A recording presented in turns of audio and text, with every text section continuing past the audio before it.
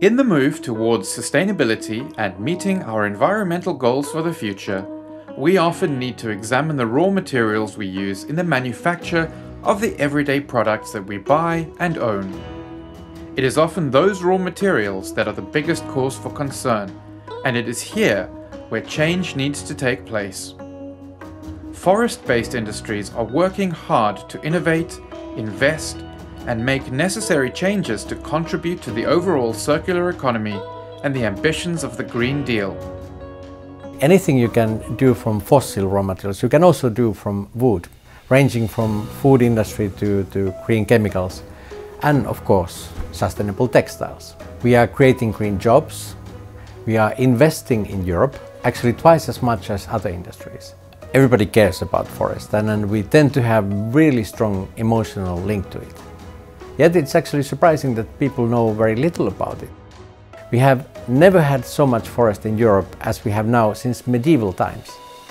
And the growth of forest in one single year in Europe is 612 million cubic meters.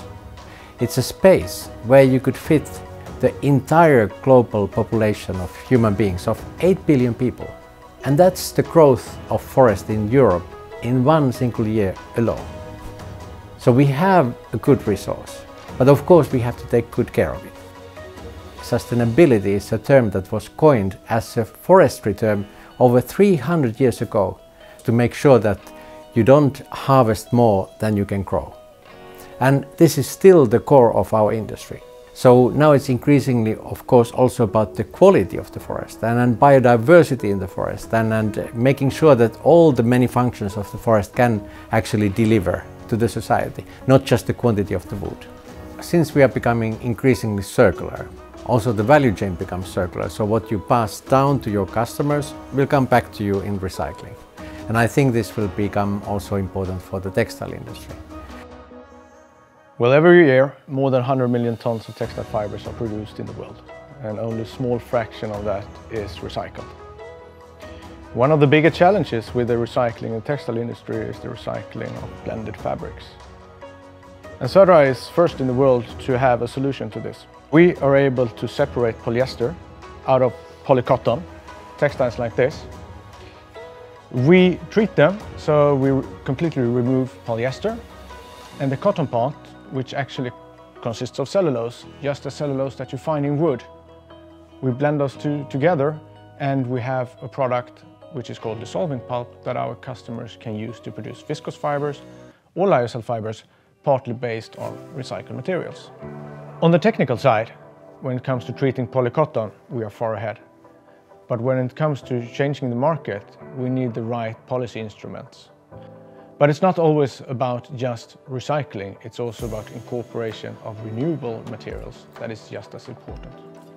If we should phase out fossil-based materials in the textile industry and supply it with renewable materials, then it's important that the forest raw material doesn't decrease. There are some misconceptions about forest management and harvesting practices. Behind us we have an older forest, and in front of us we have an area that has been fairly recently felled and replanted. And this is typical of how the forest looks like in southern Sweden. As a rule, our felling areas are small, and of course it is a dramatic change to what it was, but it is a lot of planning and thought behind it. We save dead wood and create new dead wood. In order to protect the forest waterways, we establish buffer zones against the watercourses, and we leave a number of trees and shrubs, all in order to promote a higher biodiversity in the future, in the production forest as well. We work according to UN's global sustainability goals, which means that we strive to find a good balance between social, economic, environmental and climate goals. If we start to think about Cepi, or otherwise the Confederation of European Paper Industries, I think what we should first say is that we're providing the renewable raw material that happens to be also low carbon and circular, which is called wood fibers, to a variety of downstream users and that actually produce a range of different bio-based products, including textiles. We're already a heavy investor in the bioeconomy. We're already bio-based because we use renewable wood fibers. But the idea is to take it a bit further and become a hub of the European bioeconomy.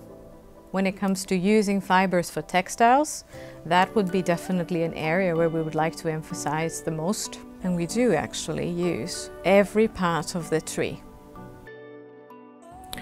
Kura is a textile fiber made out of wood, and namely made out of paper-grade pulp. Typically, the commercial textile fibers made out of wood are made using dissolving pulp, but here we are using paper-grade pulp. In the market of different textile fibers, the biggest raw materials are fossil-based resources and cotton, and they both come with their own challenges and problems. So we want to be developing a new textile fiber which would be preferred and much more sustainable than the benchmark. The demand for textile fibers, all textile fibers, is expected to grow over the next years. So that means that we have to come up with more circular and more sustainable ways of producing textile fibers in the future, and this requires innovation. 75% of the land area in Finland is forest in Finland, so the forest industry, which is utilizing the wood from these forests, is a significant part of the Finnish society. The parent company of Metsa Group is actually a cooperative of over 100,000 Finnish forest owners, private people and families. So the wood which we are utilizing for many of the different products for textile fibers in the future comes from these private people and families in Finland. This means that they take care of the forest in a very sustainable way. The forest certification level in Finland is very high. You see many of the forest industry companies developing new technologies for the textile value chain, and also startup companies coming up with their ideas. And the European Commission is also supporting research and development and innovation. For instance, the bio-based industries joint undertaking has been one of the leading instruments in this field. For us, Cepi is a very important tool for communicating with the EU policymakers. For Cepi, sustainability and competitiveness of companies go hand in hand, and that's definitely the message we also want to take to Brussels and elsewhere. There is a drive to use renewable fibers to create textiles. Actually, our tradition of creating cellulosic fibers is over 100 years old, and they are commercially available. They encompass the best of both worlds. They are malleable, which is what synthetic fibers also do, but at the same time they have comfort, which is associated with natural fibers. They cause less water stress than materials like cotton. Unleashing the potential of sustainable textiles made from forest fibers comes with one essential condition: making sure that European forests stay healthy and continue to grow. But it is not just in Europe where there is this focus on sustainable forestry. Sappi is a global renewable resource company headquartered in South Africa that is working with its European counterparts to ensure these same principles apply there. In South Africa, we essentially have two types of forests that cover a relatively small percent of land mass versus forests in Europe. So we have natural forests, which have been protected for well over 100 years, and these forests only cover less than 0.5% of land mass. And then you have plantation forests. These were planted into grasslands as early as the 1930s and represent 1% of land mass, and these plantations are used for commercial purposes. And I'd say that plantation forestry in South Africa is quite unique in that it has actually served to protect natural forests and has served to increase the carbon pool in South Africa. So a key focus of sustainable forestry is improving the livelihoods of our rural communities. We are particularly proud of our 38-year community farming project called Sappi. So this is quite a large rural program that involves 3,600 community farmers, many of which are female. So when you look at the future demand for textiles, from a forestry virgin raw material point of view, our innovation efforts are focused on climate adaptation. We have a very extensive tree breeding program, And this program is devised to develop trees that are resistant to extreme climate conditions, and is also focused on ensuring that the trees can adapt to pests and diseases that we are continuously faced with as a result of climate change. Sappi is a South African multinational, and we have 9 pulp and paper operations across 7 countries in Europe. We're also a long-standing member of Cepi and firmly stand behind our sector's commitment to the EU Green Deal and achieving a circular bioeconomy. We're also a very critical and leading supplier of dissolving pulp into Europe, sold under the brand name Verve. And Verve is produced from sustainably managed forests, both in South Africa and in North America, and is predominantly used in the manufacture of textile fiber.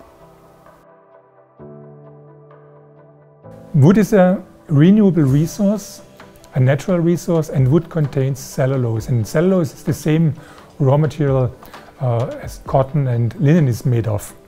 So cellulose provides a number of excellent properties to the fashion industry, like wearing comfort, moisture management.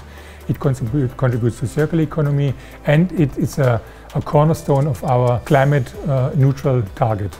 For the retail and for the brands and for the consumer, transparency is important.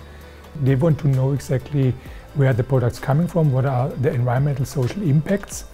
Then for the brands, they're defining targets in terms of what is a sustainable raw material and how to source sustainable raw materials. For us, it's important to have this transparency because there are more and more methodologies and tools coming up assessing the environmental and social performance of our products.